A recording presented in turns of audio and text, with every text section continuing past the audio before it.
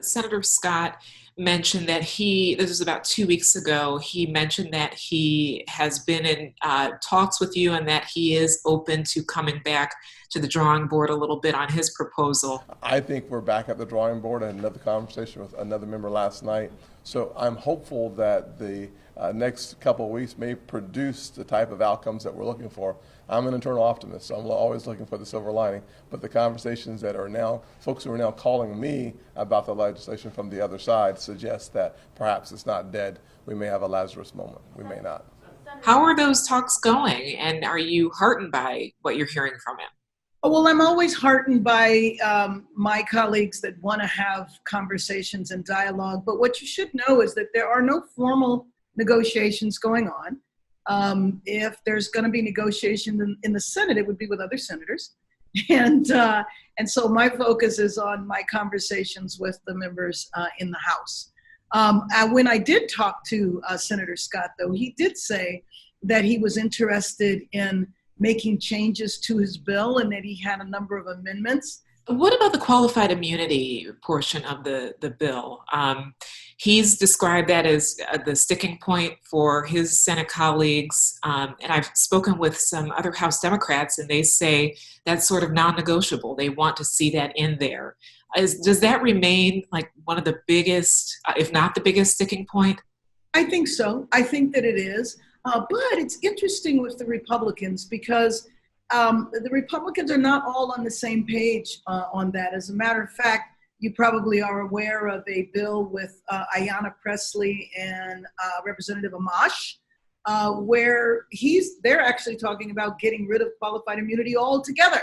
That's not what we do in the Justice and Policing Act. What we do is get rid of it for police officers, but it actually applies to a lot of different professions.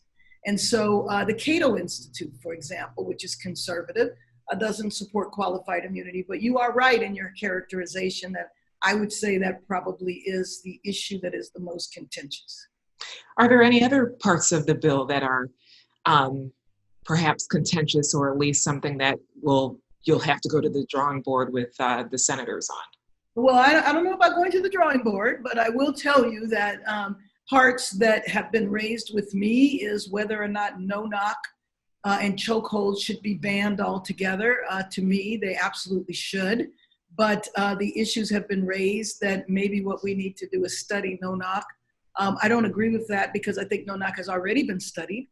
And in over a 10-year span, over 90 people have been killed with no-knock warrants, and 14 of them were police officers. So do we really want to risk a police officer or a resident's life because you're trying to prevent drugs from being flushed down a toilet?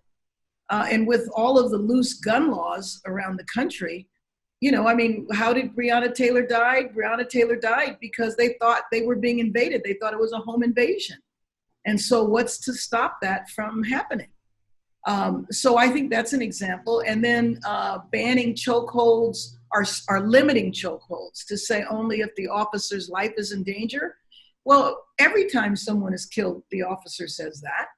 So I think those are two other points of contention. Do you think that maybe it would be more effective to have states pick up this reform, or should there be a federal umbrella for policing reform? All of the above.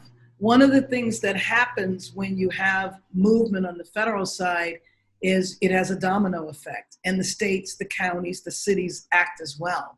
So it's very important for all of that to happen.